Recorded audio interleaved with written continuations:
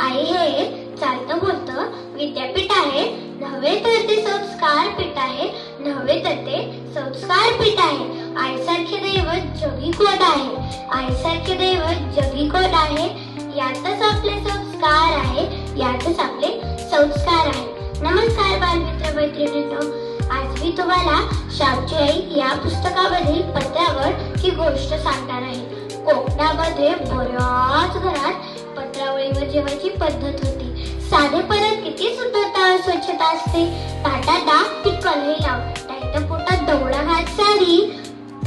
शामच्या वडिलांना पत्रावळीवर जेवायचे फार आवडत होते.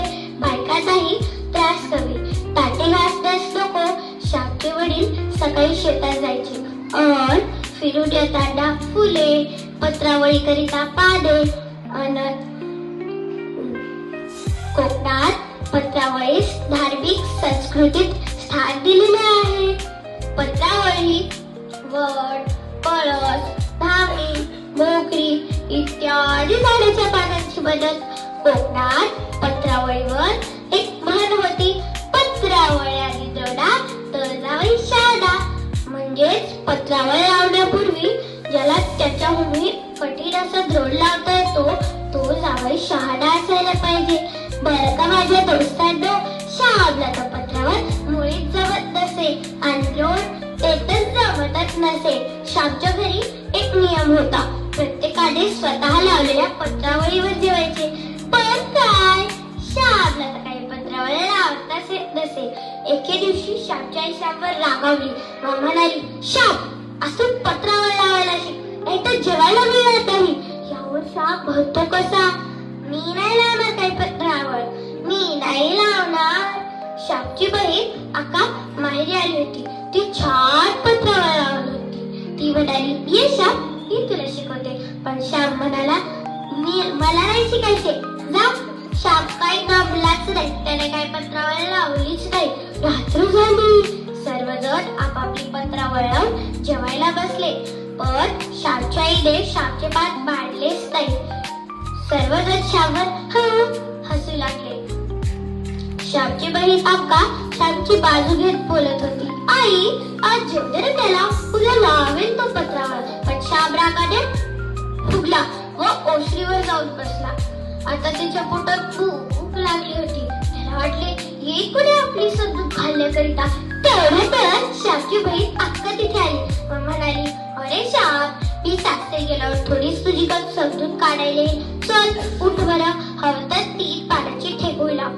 3 पानाच्या पत्रावळीस ठिकोळे भरतात, 4 पानाच्या पत्रावळीस चौफुला भरतात. अक्काच्या शब्दाने शाम विरघळला व मनाशीच म्हणाला, बहीण सासरी गेल्यावर थोडीच रुसलेल्या भावाची समजूत काढायला येईल.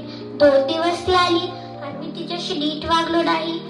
या विचाराने शामच्या डोळ्यात पाणी आले. शाम मनाशीच या विचाराने शामच्या डोळ्यात पाणी आले. अक्काने शामच्या हातात पान दिले. शामने मोठे मोठे टाके घेऊन ठिकोळे लावले. शाम आईला भरतो कसा, ही माझी पत्रावळ वाढ मला जेवायला. शामची आई शामला म्हणते, पोटभर जेव चांगलं, उगीच हट्टपणा करतोस. शाम रागाने भरभर जेवत होता, पण त्यामुळे एक टाका निघाला व शामच्या घशात अडकला. शाम घाबरला, रडत म्हणाला, टाके अडकतात घशात, तरी म्हणे लाव पत्रावळ. यावर शामची आई शामला म्हणते, आमच्या घशात नाही जाते, तू निष्काळजीपणाने लावलेस, हे त्याचे प्रायश्चित्त आहे. जोपर्यंत तू चांगली पत्रावळ लावायला शिकत नाहीस तोपर्यंत ही पत्रावळ तुझ्या ठेवण्याकरिता येईल. शाम मात्र हाडला. त्याने दुसऱ्या दिवशीपासून पत्रावळ लावायचा निश्चय घेतला. त्याने अक्काच्या मदतीने द्रोण व पत्रावळ लावले शिकले. एके दिवशी शामने आपल्या वडिलांसाठी पत्रावळ मांडली. जेव्हा त्याच्या वडिलांना कळाले ही पत्रावळ शामने मांडली, तेव्हा त्यांना विश्वासात बसला नाही की एवढी छान पत्रावळ शामने मांडली आहे.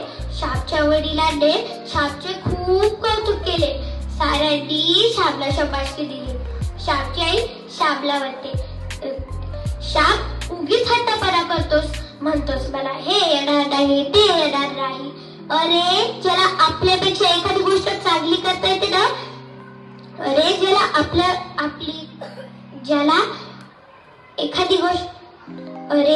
आपल्यापेक्षा एखादी गोष्ट चांगली करता येते ना, त्याला सर्व काही करता येते. प्रत्येक गोष्ट चांगली करायला हवी. जे करीत ते उत्कृष्ट करीत असे माणसाचे ध्येय पाहिजे. ज्याला देवाने हातपाय दिले आहेत त्याला सर्व काही करता येते, मात्र जिद्द हवी. श्यामच्या आईने श्यामला खाऊ बनवून जर्दाळू दिले. श्यामला तो जर्दाळू अमृताहूनही गोड वाटला, कारण गोडी वस्तू नसून वस्तूसाठी